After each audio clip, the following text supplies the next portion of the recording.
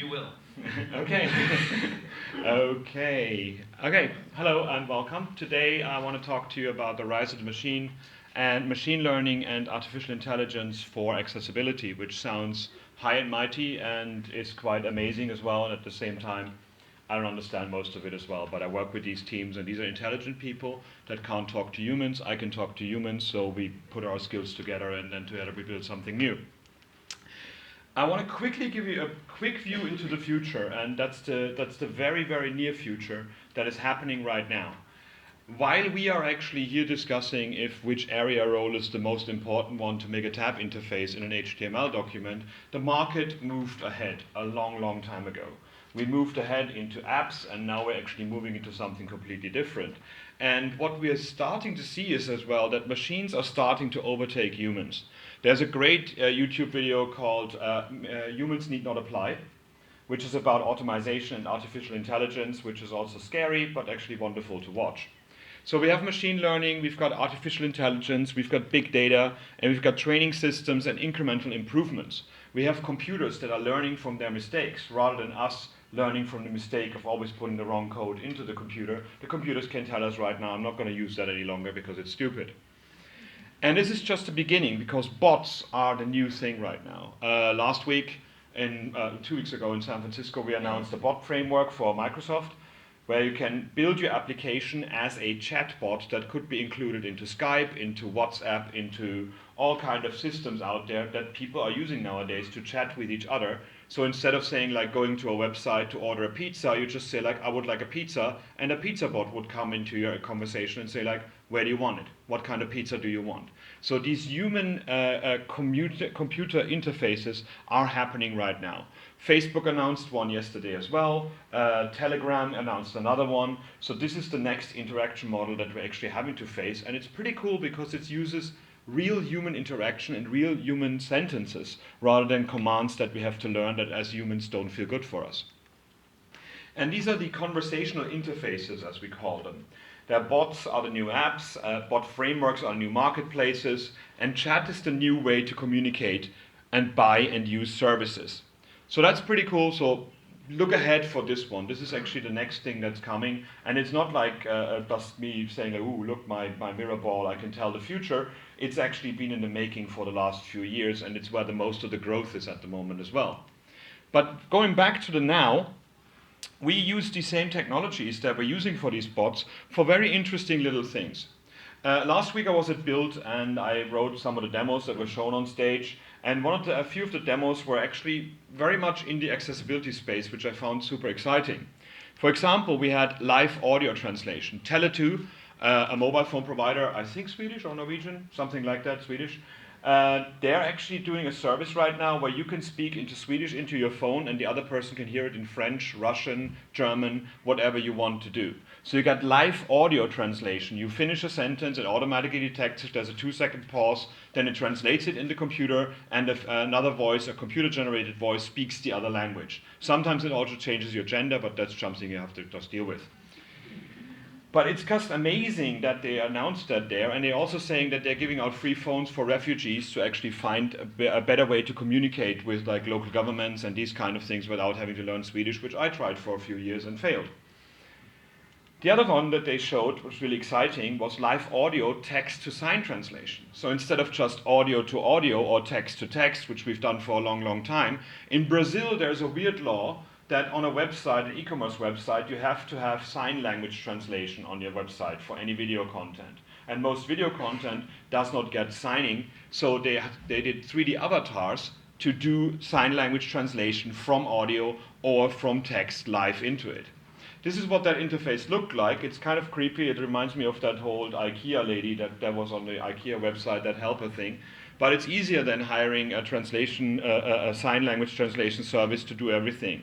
And you can see that you can choose from 7 different languages into 2 other languages to translate. And that's pretty amazing if you think about it, because the amount of people who are confused that sign language is different from country to country It's always fascinating me, like, why is it not the same worldwide? Well, because language is not the same worldwide, and it's just another language. Of course, no 3D avatar can give you the proper facial expressions and the wonderful things that these translators here are doing for us, and I'm very grateful for them, even if I'm too fast and I'm annoying them very much.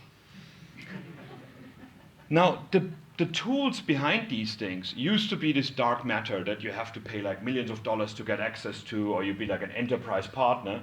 But we just released a lot of services that are these tool sets that these are based on. These are called the cognitive services. Used to be called Project Oxford, just to confuse people. And then we now call it cognitive services because that's really hard to pronounce on stage because people hate me. And all of these things are web APIs.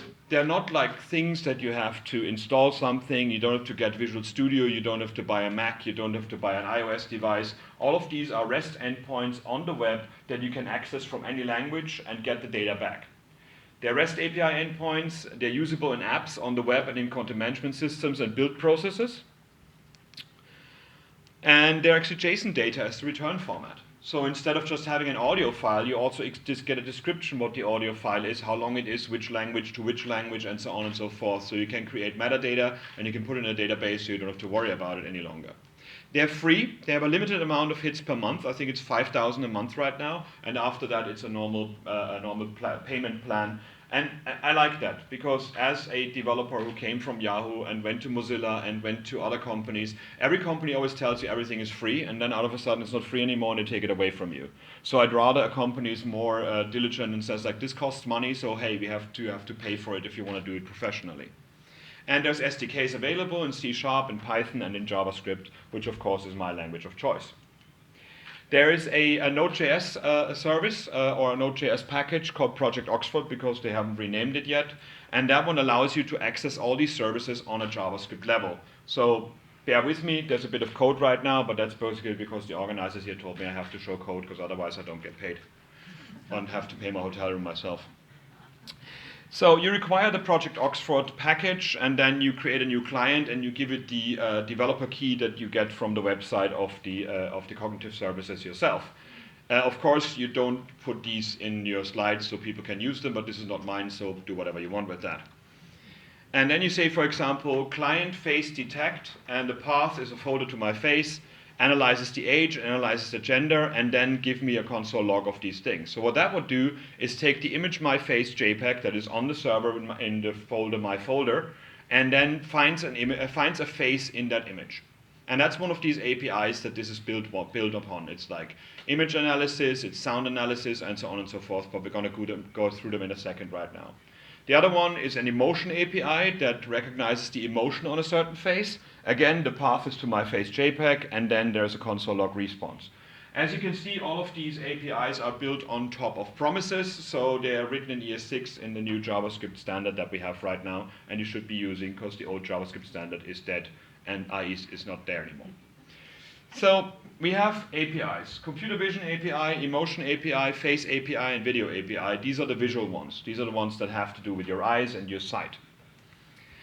For example, you upload this image to that one, and it tells me this is a man swimming at the age of 28, and the gender is male. And when you scroll down, and you would find more information, it also shows you which colors are used. So if you want to do a background image, a background color to load the image up on top of it, you can do that as well. If you clicked any of the other images in here, that's a live demo that you can try out yourself. You would, for example, find there's a train station, there's trains, there's travel, there's a cityscape. It also gives you if the image is racy or if it's adult. So that is pretty good to filter out the stuff that you upload in your company, for example, or you use as attachments in your emails. For example, the lady down there in the bikini, it's a racy content, but not an adult content. And this man is not racy because obviously male nipples are not, I don't know. Anyways. The face detection API is another one that detects faces in images, and it detects different faces in groups and actually finds out the different ones. It creates a hash of each face as well. So if you upload several photos, it will detect the same person in each photo and tag them with a certain ID. So you can, for example, run your internal database of images of all the people in your company through that service and automatically get the name tagging for all the photos without having to type that in yourself. And it will find, it will also validate your face against a live image in a camera, for example. And this is how Windows Hello works to unlock your computer just by looking into the camera. And it's pretty amazing that this technology is now available as an API, because so far we only had that at airports when you looked at it and walked through it and it didn't work every single time. And you're like, I worked on that software, I can fix it. Can I go there? No, this is not allowed for you. The emotion API does a bit more than just detecting faces. It also detects the emotions. So it has the different emotions: anger, disgust, fear, happiness, and the like. And all of those come with a confidence factor from 0 to 1. So you can say, okay, this is probably a face that is angry. This is probably a face that is surprised. This is probably a face that is happy. And that's another good way to do, for example, automated sorting of pictures into folders if you want to use them as for slide decks and things like that. But also to do automated user testing by having the camera on, people looking at your website, and you see their different emotions, and you can see how they change depending on which part of the page that they click on. Of course, that could also mean that something in the room happened, but it's pretty amazing that you can find different expressions in pictures with JavaScript nowadays. It would be fun to test that in Finland to see how good it is, really. It's a good country because they're only using only one emoji, because there's only one emotion state in Finnish people, what I've seen so far. But the great thing about working with this one is as well, there's much more people start smiling in the office because they're using these services and try them out. And that's just a nice little side effect, especially when the winter is coming in Sweden again and everybody is grumpy for the next half year. We've got language APIs. The classic ones are spell checking APIs that say, okay, you should have written this in American English because you're obviously in England. We have a language understanding intelligence service called LUIS, and that's a very, very hardcore way of analyzing language and finding patterns in language and giving us a model to understand text in a certain way. So if you have a certain lingo, like a legalese, or you have like accessibility, you can run a model through that one and analyze the text and the audio and the video according to that model, rather than just a normal model that we have with normal translation. Linguistic analysis API is something. Text analytics API shows you how many adjectives, how many subjects, and so on and so forth. And the model API allows you to do language models on top of the other stuff. We have speech APIs, custom recognition intelligence service, CRIS. I'm going to come back to that one in a second. Speaker recognition API. So if I upload a video of myself, the system will then analyze the video and realize my patterns of speaking. When I upload another video where I'm in a panel, it will automatically tell me which parts of the video I'm speaking and which parts other speakers are speaking. So that's a pretty cool way to get a video to have a transcript with different voices and different transcript colors, for example, because it detects the different speakers. And the speech API is text to speech and speech to text. So you can basically do a synthesis of whatever that word is, of text into language, and you have different voices. Like I think we have like 20 different voices in Windows, and iOS has like 16 different voices and things like that. Another great video to watch if you ever want to see something very beautiful is Roger Ebert, the man that I really, really loved as a film critic. He had a disease that basically his face and his voice apparatus became more and more detrimental, and he couldn't speak any longer in the end. So he used iOS, and he used the Mac to basically type, and Alex, the language, the voice of Apple, spoke for him. And then he asked the company who does these artificial voices to take the film materials of his TV show of the last 40 years and made his own voice to speak from the computer. And that was pretty cool to see as well, that these things are possible. The CRIS service is really interesting because it cleans up human imperfections. Like I've got an accent, we've all got an accent, and we all are incomprehensible from time to time. What that one allows you to do is take audio files and train the system on the imperfections of your language or the different ways of expressing yourself. So you create a custom language model, you create acoustic models, and then you just deploy the custom models to a speech recognition endpoint, and they access your endpoint from any device. All clear? What does that mean? I had no idea as well. And then we built a demo, and I understood it much more. We had kids that we asked about, children 7, 6 years old, we asked them about their favorite books. And of course, kids are super excited when they talk about stuff and like, and you don't understand a word. And so we had like several minutes of that of these different talks of the kids, and then we basically put that into the machine, let the machine analyze it, and analyze what the difference is. So on the right hand, you see what a normal translation of the audio of that kid's audio would have been. So translate banana dogs, geistige, I'd also like some videos about bananas for some reason, giants don't like song about bananas, which sounds like a politician's speech right now in America or something like that. Doesn't make any sense. And after we trained the system with the voices of the children, it came out giants like banana jokes, Gus the giant also likes riddles about bananas. For some reason, giants don't like songs about bananas.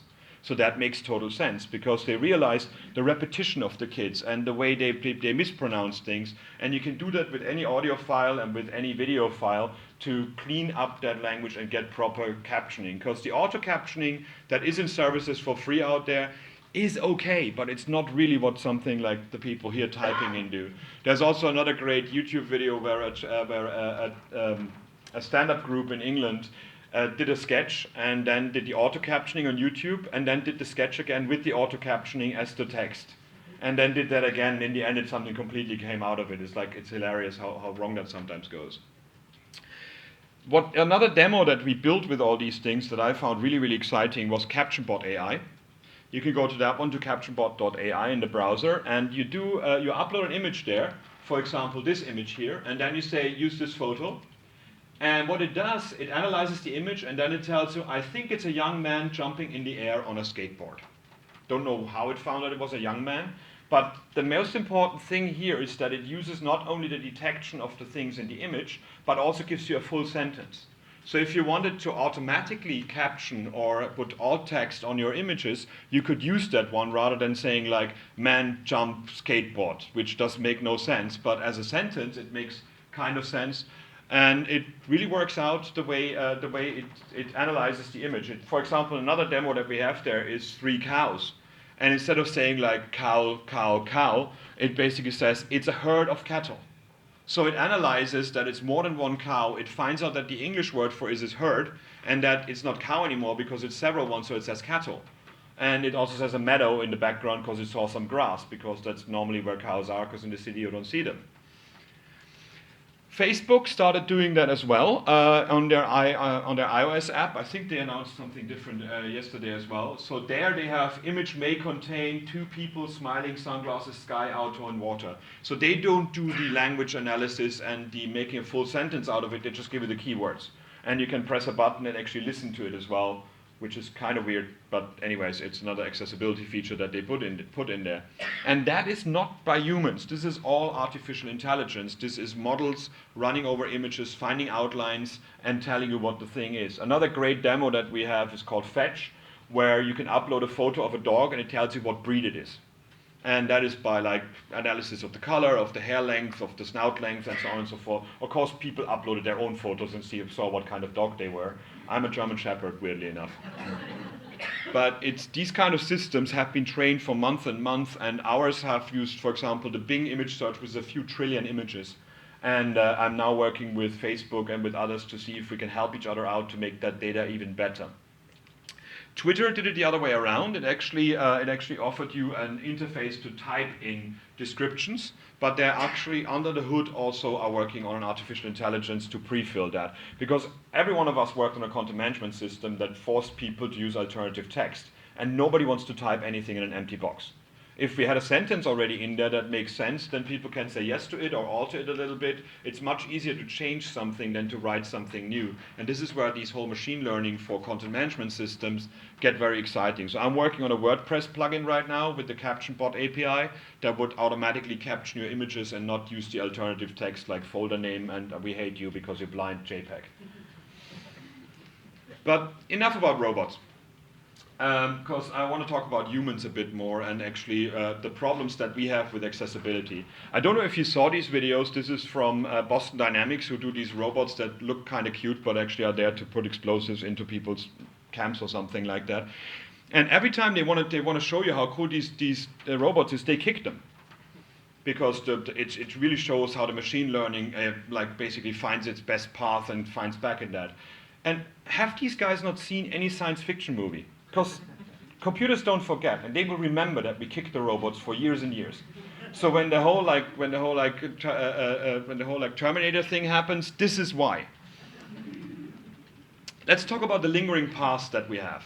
Whilst the machine gets better, we still make basic mistakes about accessibility. And every single day I see them. And it's actually really sad to see that a new generation of developers don't even care about accessibility any longer. They're like, oh, we put ARIA in there. There's probably a plugin later on. We're going to find somebody to do that for us. I want to do an app. An app doesn't have to be accessible. And you're like, well, no, whatever. For example, we assume too much about our users. That's one thing that we keep thinking about, like everybody has a Mac, everybody has a fast connection, everybody has two eyes, everybody is ginger and beautiful. We see disability as a binary state and focus mostly on visual impairment. Every time we talk about accessibility, it's about like screen readers, and we don't talk about, and I loved yesterday when we had the talk about like cognitive dissonance and somebody with Asperger's to give us a presentation that shamed me because she was amazing.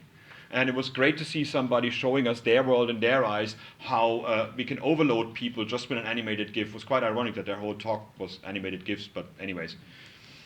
We create inaccessible content as we create too complex content. We write language that is too complex for normal humans. And I even find that in London. My favorite is in London when you go to King's Cross. It says passengers alight here, which means passengers get off the train here, which people would understand. I don't know why the announcement is alight here, especially thinking back that there was a big fire at King's Cross where lots of people burned. It's just really not nice. So we thought about this as well, and we did a lot of research, a lot of user testing, and we created a white paper that you can download called Inclusive Design is for Humans. And it shows you exercises that you can do in your company about getting more empathy about accessibility and disability. But seeing disability not as a binary state, but as just a given, because we all have one disability or another. I've got glasses. I'm not a native English speaker. I basically have flat feet. I cannot run fast.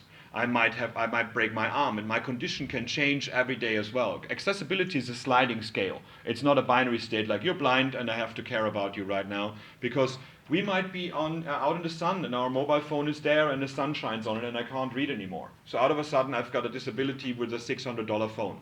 It's amazing. I paid for that and it still doesn't work. I love that one of the demos in there is like, for example, a person with one arm has special needs. It's a permanent thing. It's a person with one arm, so you have to think about that in your interfaces, not do assume that everybody has two arms. But when I tell that to people, they're like, well, how many one-armed users will my website have? I don't care. I want to put extra code in there for somebody, like 5 users or something like that. But then you think about it, you could have an arm injury. You can fall down the stairs, you can in skiing, you can basically stumble over something in the street, and you can break your arm. So you have the same disability, but it's not permanent, it's just currently happening for you. And then, of course, it could be a beautiful thing that you became a father and you have a baby that you have to hold in your arm, and out of a sudden you can only use one of your arms as well.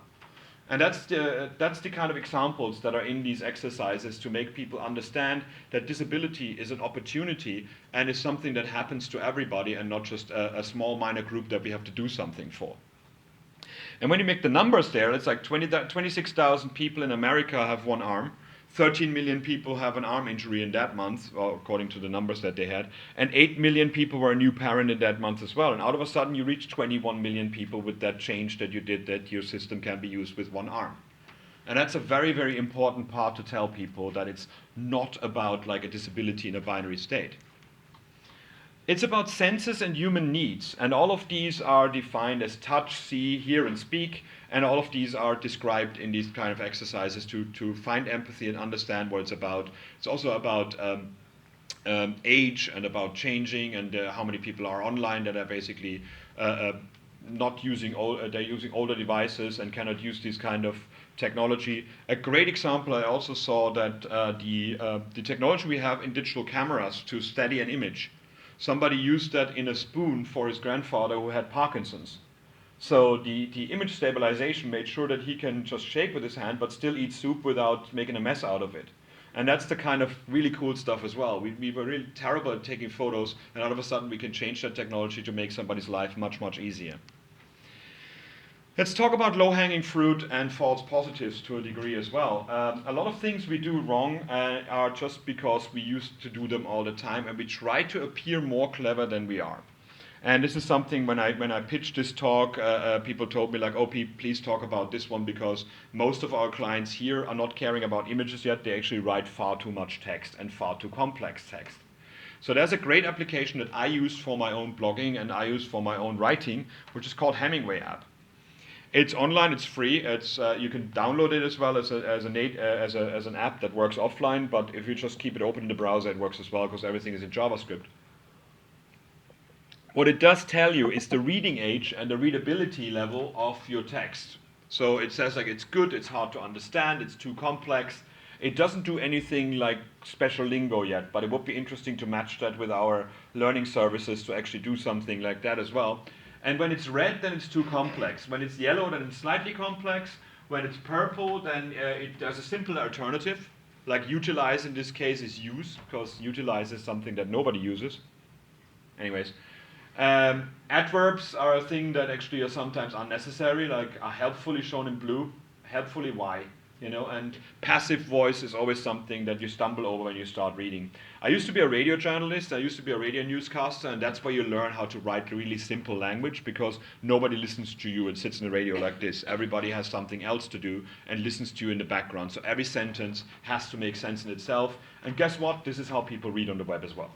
Nobody wants to go to your website and read a Hemingway, a James Joyce novel. They want to get the information that they came for. And sadly enough, every time I work with local government, for example, we gave them the coolest, amazing like text and logic where to put what, and then in the end, we just basically did the structure of the company as a website navigation because they want the different departments to maintain each part of those. So think about simplifying your language, because using intelligent words doesn't make you intelligent, it just means you're trying to cover something up. Another one is very interesting, it's called AlexJS. AlexJS is a JavaScript that you can run over text that flags up in a considerate language, like racist, ableist, blah, whatever, ageist, all the things that you shouldn't use because it might offend somebody without you realizing that it offends somebody because for you it's a normal word. And it's a linting tool that basically run over text and says like, okay, this word could be misconstrued as being sexist and you don't want to be seen like that. The cool thing is now that with JavaScript, and as it is JavaScript, I can run that over a whole bunch of text in a folder if I wanted to with Node.js. But I also can put it inside Office, where most of the writing happens, because you don't write your text in a code editor like I do. Most people use Excel or Word or these kind of things. So this sidebar here that is now here in Excel is doing the same thing. So it's running the linter over every form field, over every field in Excel or over a document in Word, and you can download it as an add-on for Office, and then all of a sudden you realize like that might be not the best way of phrasing that because it will offend people and you don't want to have to deal with that. DQ is a company in Washington, in Seattle, state of Washington, and they have a thing called X, which is the accessibility engine. That one is again a JavaScript service or a Node service that analyzes websites for very, very obvious accessibility problems, like no alternative text, video that doesn't have a fallback content.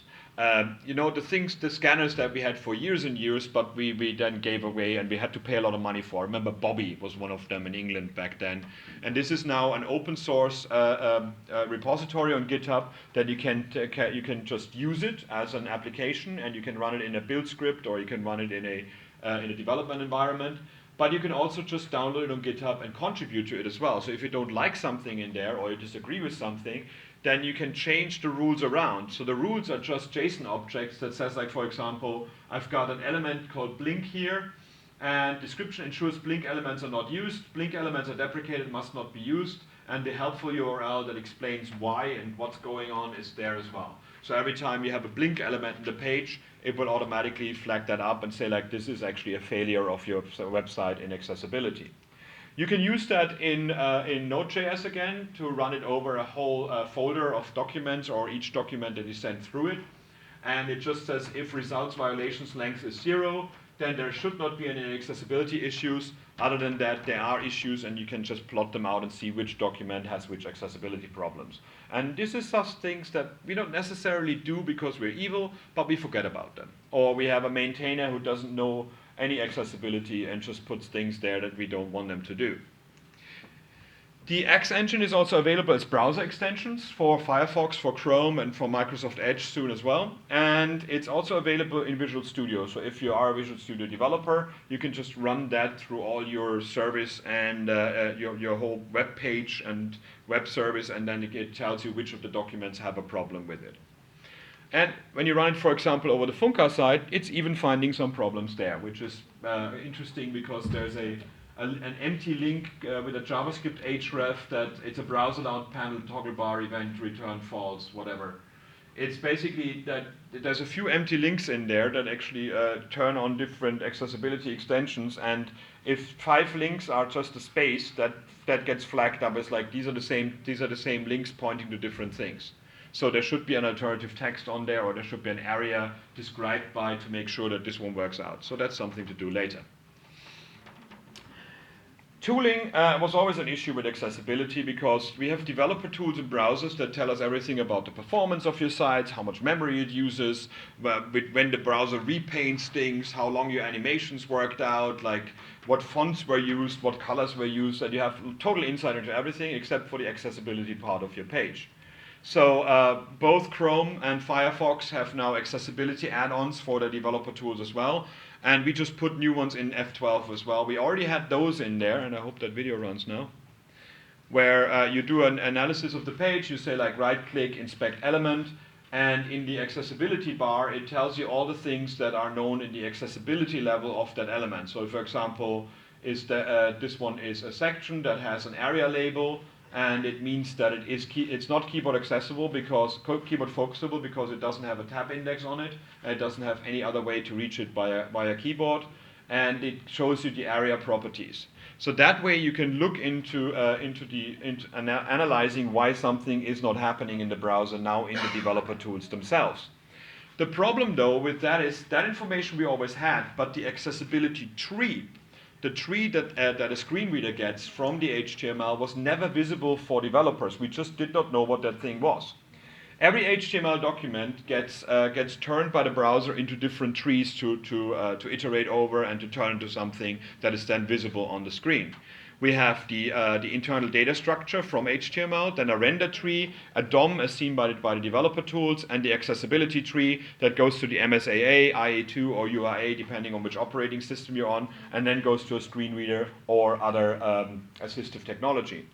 The problem was that last tree was always completely invisible for developers. They did not know what that thing was. That's why we had to run a screen reader, and we had to basically use the thing which we didn't want to have. So now we have a new setting in there, and I think I have to turn off the sound because my colleague talked over that and he's not too good about it. Now we have a new one in the developer tools as well, where we now have the accessibility tree next to the HTML document. So much like the DOM tree that we had before, we now have a way to actually find out what assistive technology gets from our documents, and that allows us to debug that properly as well. So if we now, for example, understand that we have a few divs here in the role of button, it says it's a button, although it's an A element, but it's not keyboard accessible, so we have to find a way to actually make it keyboard accessible, because if we go into the accessibility tree, it says keyboard access is false. Somebody has keyboard focus. No, is keyboard focusable is false. So by putting a tab index directly in the HTML, we can then make this keyboard accessible first of all, and you can tab through it, but you also see then that the change is happening in the accessibility panel and in the accessibility tree as well. So now we can not only try it out, but we also find the information now, is keyboard focusable true, without having to resort to using assistive technology. And that one is coming to all the other developer browsers, hopefully as well. Now, the biggest problem with being a sighted developer using a screen reader was it's really annoying. I love checking the website, but when I go back, I hear everything that I'm typing in. I hear that like, oh, are we going back to Window Explorer, Sublime Text Editor, typing things in. It's really confusing for me as a sighted person. I just want to see what's happening in a screen reader in the thing that I'm generating, not in the editor that I'm using, because I don't need it.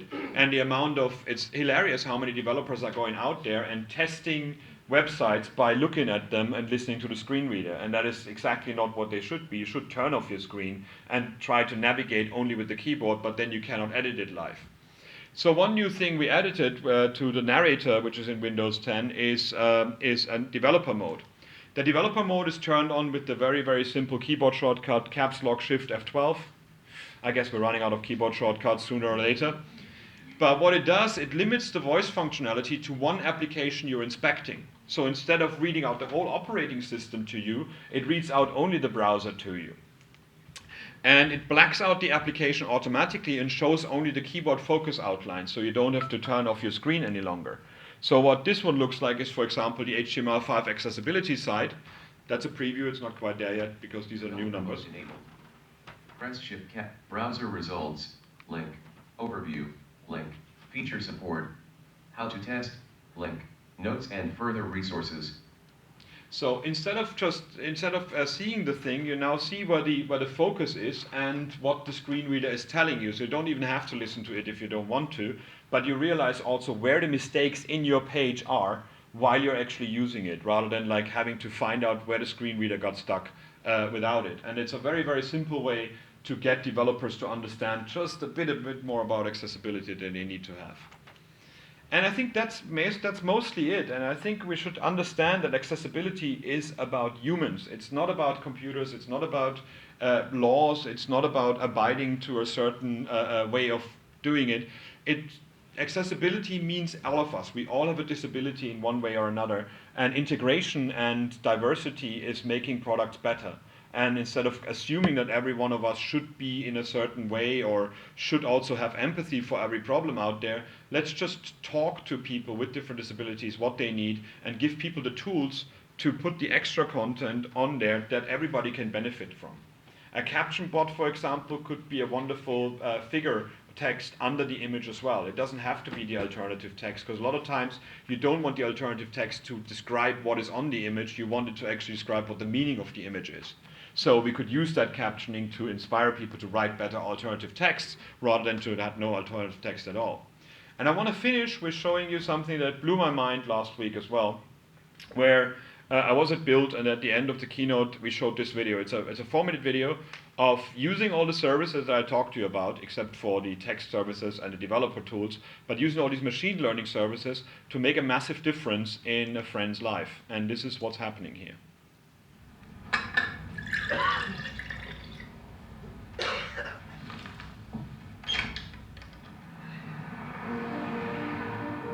I'm Saqib Sheikh. I lost my sight when I was 7, and shortly after that I went to a school for the blind, and that's where I was introduced to talking computers, and that really opened up a whole new world of opportunities. I joined Microsoft 10 years ago as a software engineer. I love making things which improve people's lives. And one of the things I've always dreamt of since I was at university was this idea of something that could tell you at any moment what's going on around you. I think it's a man jumping in the air doing a trick on a skateboard. I teamed up with like-minded engineers to make an app which lets you know who and what is around you. It's based on top of the Microsoft Intelligence APIs, which makes it so much easier to make this kind of thing. The app runs on smartphones, but also on the Pivot Head smart glasses. When you're talking to a bigger group, sometimes you can talk and there's no response, and you think, is everyone listening really well, or are they half asleep? And you never know. I see two faces, 40-year-old man with a beard looking surprised, 20-year-old woman looking happy. The app can describe the general age and gender of the people around me and what their emotions are, which is incredible. One of the things that's most useful about the app is the ability to read out text. Hello, good afternoon. Here's your menu. Great, thank you. I can use the app on my phone to take a picture of the menu, and it's going to guide me on how to take that correct photo. Move camera to the bottom right and away from the document. And then it'll recognize the text. Read me the headings. I see appetizers, salads, paninis, pizzas, pastas. Years ago, this was science fiction. I never thought it would be something that you could actually do, but artificial intelligence is improving at an ever faster rate, and I'm really excited to see where we can take this. As engineers, we're always standing on the shoulders of giants, building on top of what went before, and in this case, we've taken years of research from Microsoft Research to pull this off. I think it's a young girl throwing an orange frisbee in the park. For me, it's about taking that far-off dream and building it one step at a time. I think this is just the beginning. And how friggin' cool is that? I mean, this is just, it's not science fiction, the thing works. That the app is there, we can try it out, you can play with it, and it's basically using these services. And it was very exciting to, I know Saqib for about 10 years, 15 years. I didn't know he was actually at Microsoft still. And all of a sudden he was in the keynote there as the end part of the first day. And it's just great to see how technology can seamlessly integrate with these kind of things. And just, if you look at what we did there with the find me the headings, and that was basically the font size. And it found that because there was no HTML document that I could analyze from a picture. But this is what artificial intelligence gives us. It gives us the meaning and the data inside speech, audio, images, and video. And it's just, as he said, it's just the beginning. So take a look at that stuff and play with it. And that's all I had, so thanks very much.